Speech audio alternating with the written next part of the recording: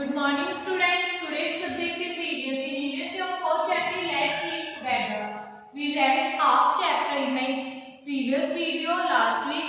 So in this video, we will read rest of chapters. So take out your book and open chapter 4. So we end last from here, and so now we will start from here. Okay, so how to reduce generation of waste. हम कैसे कम कर सकते हैं waste को. Okay, it is important for us to reduce the generation of waste. ये हमारे लिए important है कि हम reduce करें जनरेशन ऑफ वेस्ट को, वेस्ट की जनरेशन को.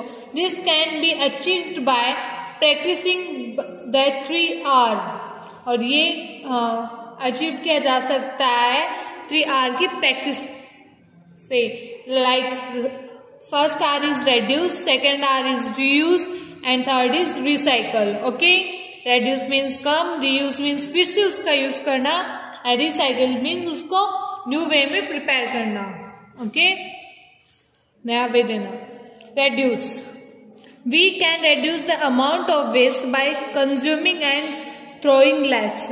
हम reduce कर सकते हैं बहुत सारे अमाउंट ऑफ वेस्ट को reduce कर सकते हैं कंज्यूमिंग और लेस थ्रोइंग करके. For example, do not buy a new school bag, lunch box और pencil box when you already have a perfectly usable one. हमें नहीं खरीदना चाहिए new school bag, lunch box और पेंसिल बॉक्स जब हमारे पास पहले से ही एक यूजेबल, परफेक्टली यूजेबल पड़ा हो. जब हमारे पास पहले से एक स्कूल बैग यूज करने लायक हो तो हमें दूसरा खरीदना नहीं चाहिए. Carry your own cloth bag while shopping to avoid the use of polythene bags. हमें कैरी करना चाहिए हमारा खुद का होममेड क्लॉथ बैग को जब हम शॉपिंग करने जाते हैं, और अवॉइड करना चाहिए पॉलिथीन बैग्स को. यूज मेटल और china plates and cups instead of disposal plastic और पेपर वंस.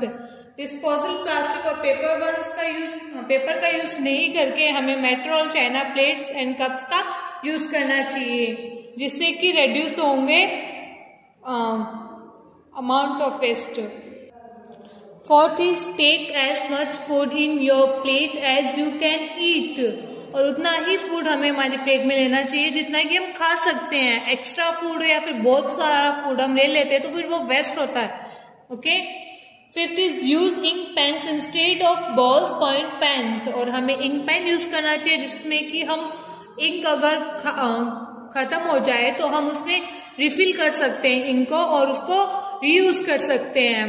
ओके, जिससे और बॉल पॉइंट पेन्स को अवॉइड करना चाहिए. रीयूज मीन्स फिर से यूज करना. Reusing of items is another method to reducing waste. Using items का रीयूज करना एक अनदर मेथड है वेस्ट को कम करने का.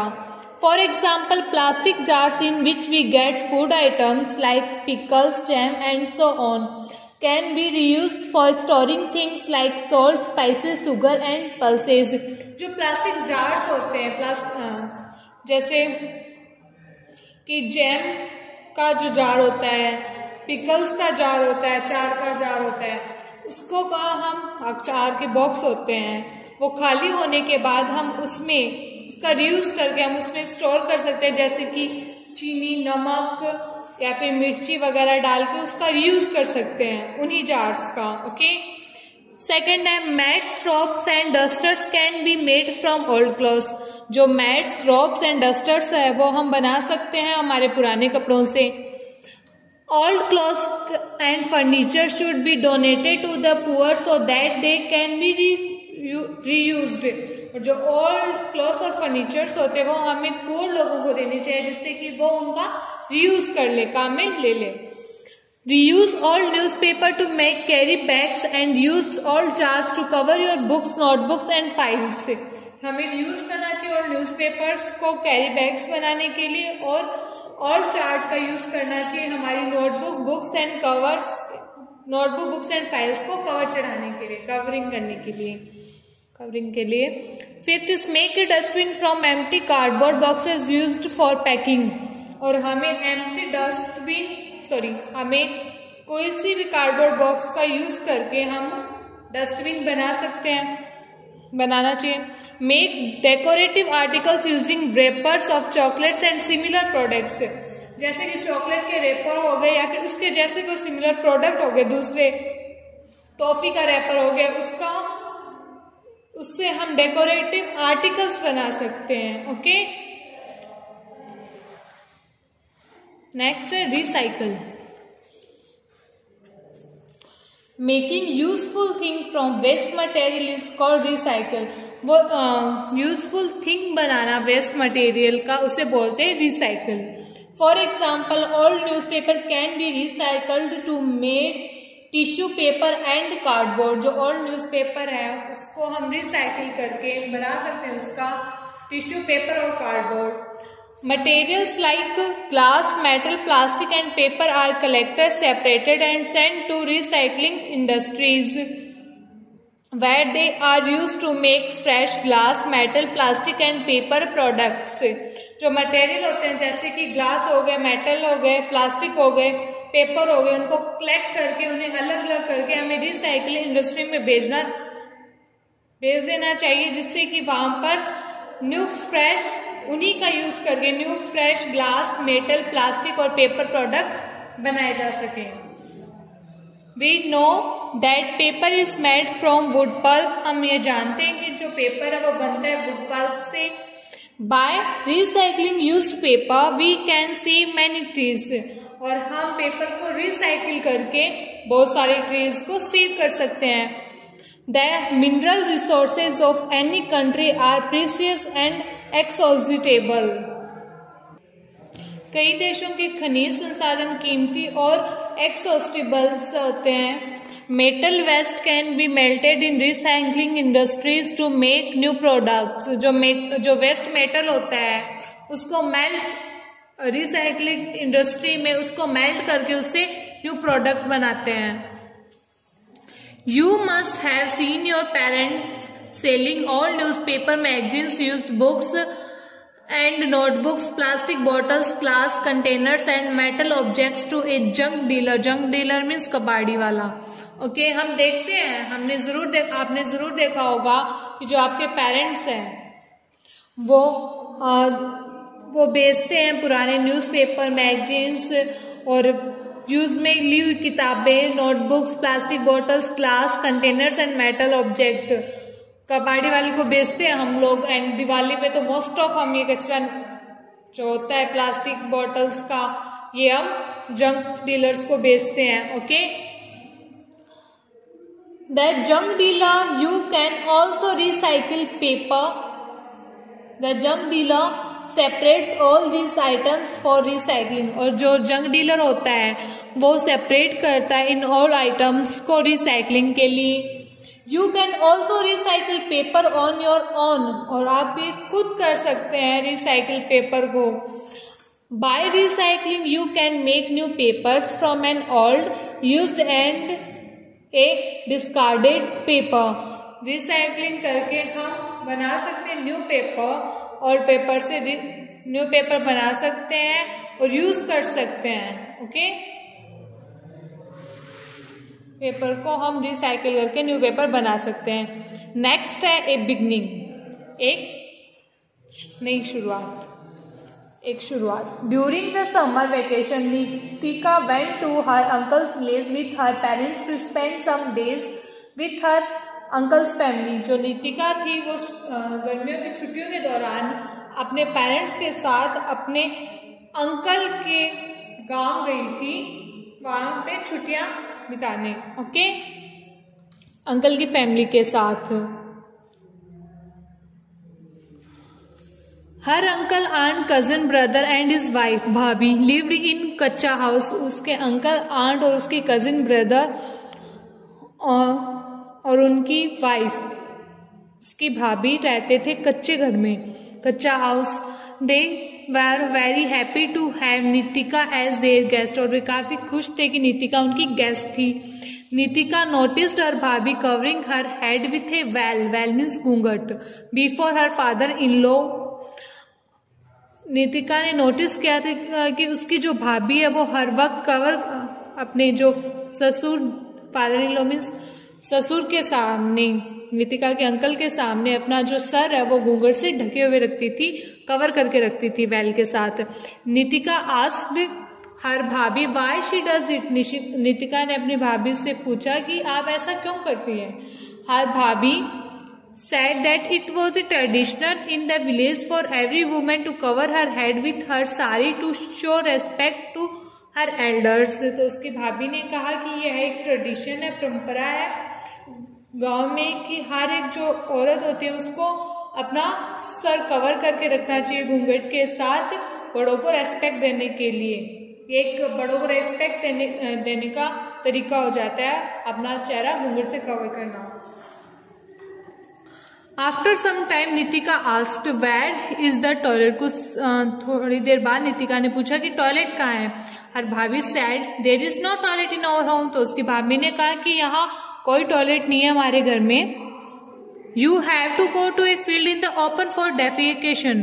कि तुम्हें जाना पड़ेगा खुले में, खेतों में खुले में शौच करने जाना पड़ेगा. Nitika refuse to go out in the open for defecation.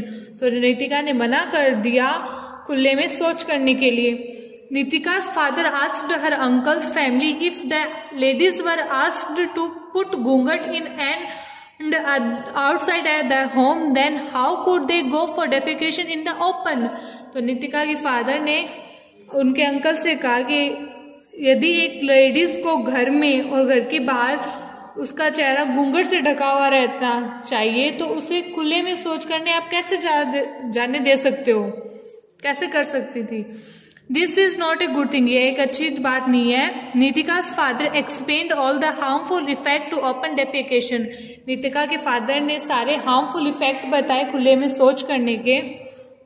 This is why toilet should be built and how the government is providing financial assistance for the construction of toilets.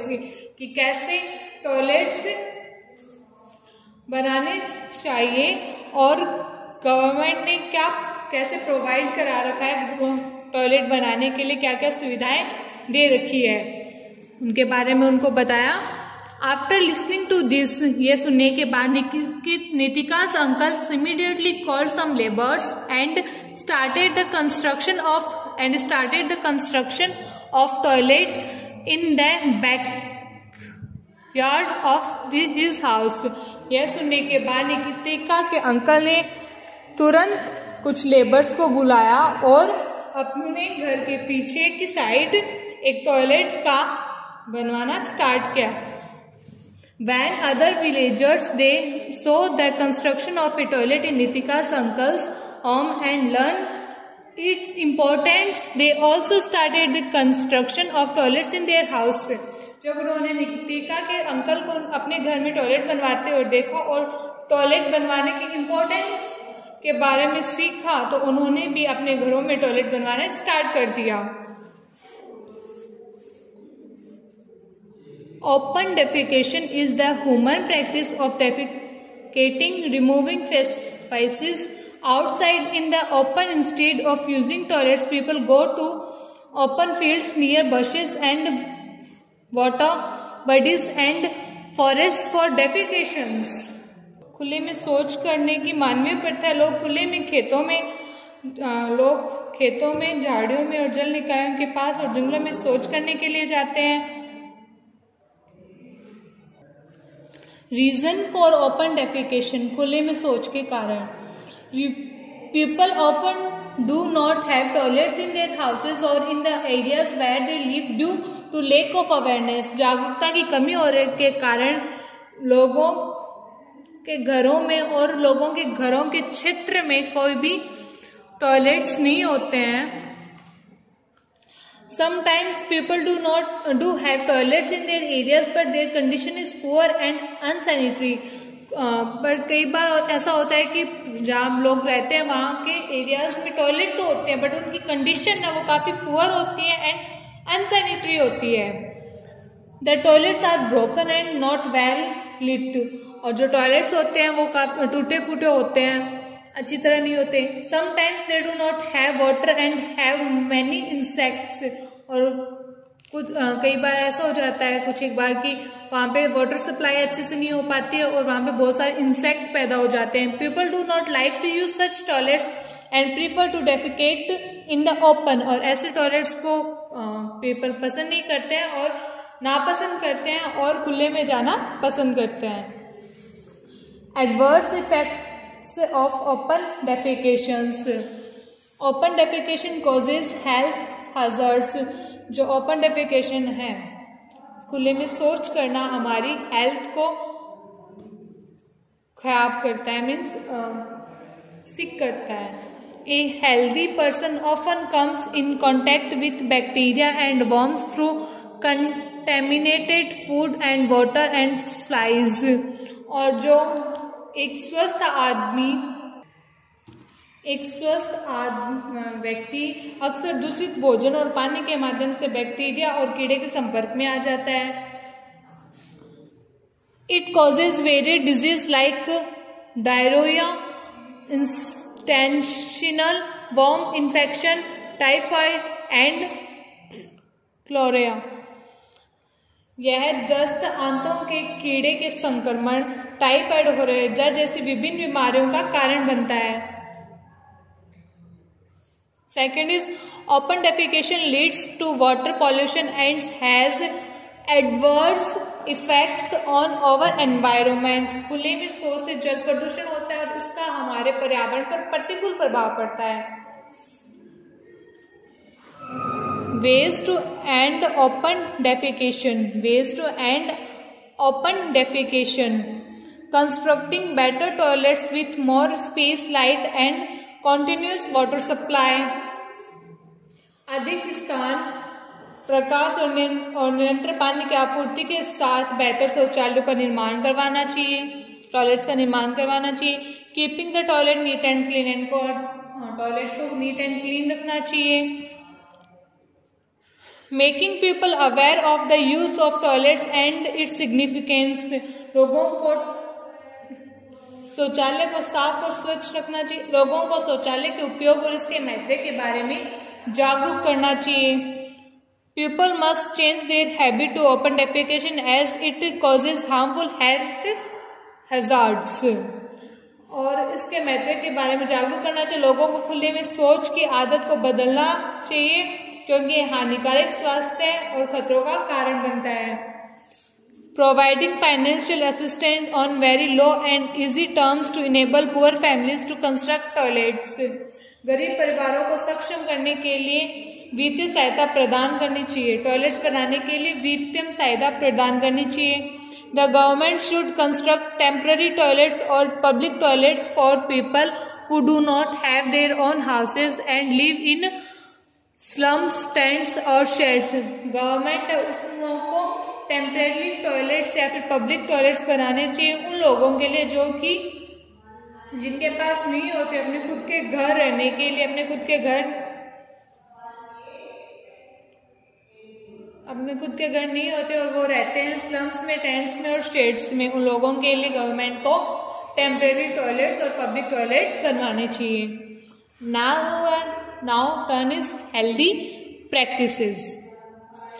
It is necessary to wash hands with soap and water properly after defecation। हमें शौच करने के बाद हमारे हाथ अच्छे साबुन से और पानी से अच्छे तरीके से धोने चाहिए। There are millions of disease causing bacteria and other microorganisms in the toilet where we go for defecations। क्योंकि जहाँ हम शौच करने जाते हैं वहाँ पे काफी बैक्टीरिया और जीव होते हैं। If we do not wash our hands, these disease-causing bacteria may enter our body through the food we eat with our infected hands। यदि हम हमारे हाथ अच्छे से नहीं धोते हैं तो ये रोग पैदा करने वाले बैक्टीरिया हमारे शरीर में हमारे संक्रमित हाथों से खाने वाले भोजन के माध्यम से प्रवेश कर सकते हैं। This can cause disease like this can cause disease like hand, foot, mouth disease and hepatitis। इससे हाथ, पैर, मुंह की बीमारी और हेपेटाइटिस की बीमारियां हो सकती है। Second, toilet is the only room in our home that needs utmost cleaning। Toilet एक ऐसा रूम है जिसको कि हमें साफ करने की जरूरत है, हमेशा साफ सुथरा रखने की जरूरत है। Use the following equipment for keeping toilets and bathrooms clean.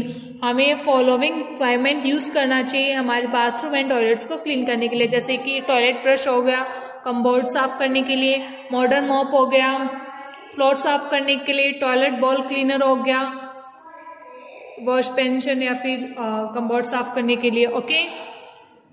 One day Sujata so her mad Shanti crying while working in the kitchen. एक दिन सुजाता ने देखा कि उनकी जो मैड है शांति, जो घर में काम करती है, वो किचन में वर्क करते हुए रो रही थी। Sujata asked her why she was crying. Sujata ने उससे पूछा कि वह क्यों रो रही है। The maid said that her 1-year-old daughter was suffering from high fever। तो उसकी मैड ने कहा कि उसकी 1 साल की बेटी है जो कि अभी उसको काफी तेज बुखार से वो सफरिंग कर रही है। She had left her at home and was worried about her। और उसने उसे घर पे छोड़ा है और उसके लिए उससे बहुत काफी चिंता हो रही थी। सुजाता है टीयर्स इन आईज। सुजाता के भी आंखों में आंसू आ गए थे। She told her mother about Shanti's problem. तो उसने अपनी मदर को शांति की प्रॉब्लम के बारे में बताया। Her mother immediately asked Shanti to go home and look after her daughter. तो उसकी मदर ने तुरंत शांति को कहा कि तुम घर जाओ और अपनी बेटी की देखभाल करो।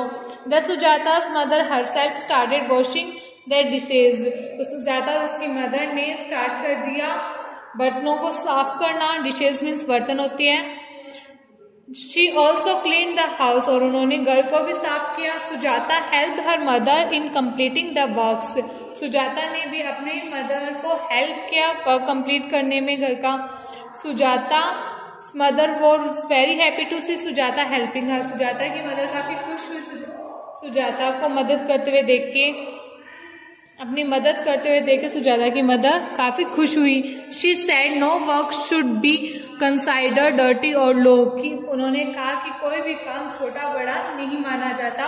All kinds of labour must be consider respectfully. हमें सारे लेबर्स को, जितने भी प्रकार के लेबर हैं, उनको रेस्पेक्टफुली कंसाइडर करना चाहिए, रेस्पेक्टफुली मानना चाहिए। We should appreciate work and the people doing that work. और हमें उनको अप्रिशिएट करना चाहिए, उन लोगों को और उनके वर्क को जो वो कर रहे हैं। The respect given to all kind of labour is called dignity of labour. वो जो रेस्पेक्ट हम देते हैं सारे ऑल काइंड ऑफ लेबर को, उसे बोलते हैं dignity of labour. People who helps us, वो पीपल जो हमारी मदद करते हैं। People who helps us, many people helps us keep our neighbourhood clean. बहुत सारे लोग हमारे आस पड़ोस को क्लीन करने में हेल्प करते हैं। Let us meet the people who help Sujata and her family keep their neighbourhood clean and green. चलो हम मिलते हैं उन लोगों से जो कि सुजाता और उसकी फैमिली के पास पड़ोस के जो क्षेत्र होते हैं उसको क्लीन करने में और ग्रीन करने में उनकी हेल्प करते हैं। मनिया इज ए स्वीपर, मनिया एक स्वीपर है। स्वीपर वो होता है जो गली की सफाई करता है। He cleans the gutters and drains, वो क्लीन करते हैं गटर्स एंड ड्रेन्स को करता है। He sweeps the roads of the colony, और वह स्वीप करता है कॉलोनी की रोड को। He sprays insecticides during the rainy season to kill mosquitoes, और वह स्प्रे करता है इंसेक्टिसाइड्स को बारिश के मौसम के दौरान मॉस्किटोज को मारने के लिए। He is not educated but he sends his son to school. ये वह खुद पढ़ा लिखा नहीं है बट वह अपने बेटे को स्कूल भेजता है। He wants him to become a government officer. वह चाहता है कि उसका बेटा एक गवर्नमेंट ऑफिसर बने। He is always cheerful. और वह हमेशा चेयरफुल है। Jhariya is a garbage picker. Jhariya एक गार्बेज पिकर है। He goes from house to house collecting household garbage. और वह जाता है एक घर से दूसरे घर के कचरे को कलेक्ट करने के लिए। घर के कचरे को कलेक्ट करने के लिए he then throws it into a big garbage box placed at the end of the road. और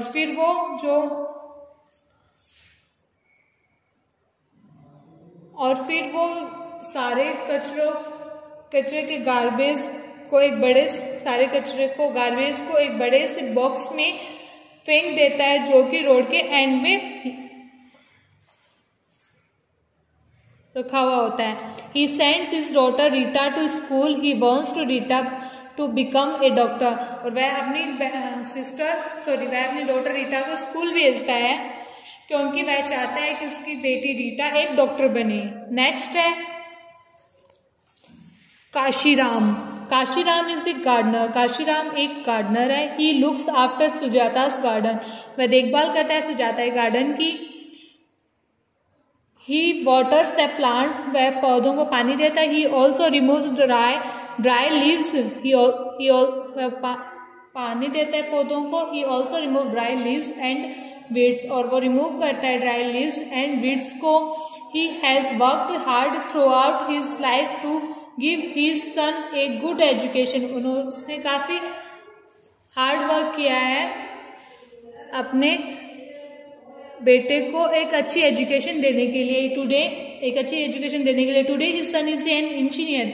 और आज उसका बेटा एक इंजीनियर है। He still works because he loves and enjoy this his job. लेकिन वह आज भी वर्क करता है क्योंकि वह इस वर्क को पसंद करता है। गार्डनर की जॉब को काफी पसंद करता है और इंजॉय करता है। सुजाता's grandfather said that we must give respect to all these helpers। Sujata के ग्रैंडफादर बोलते हैं कि हमें हमारे जितने भी हेल्पर्स होते हैं उनकी रेस्पेक्ट करनी चाहिए। They help us in keeping our surroundings clean and healthy. क्योंकि ये हमारे चारों तरफ के वातावरण को क्लीन एंड हेल्दी रखने में हमारी मदद करते हैं। Sujata's father shows a lot of respect for Maniya, Jhariya and Kashiram. Sujata के फादर करते हैं काफी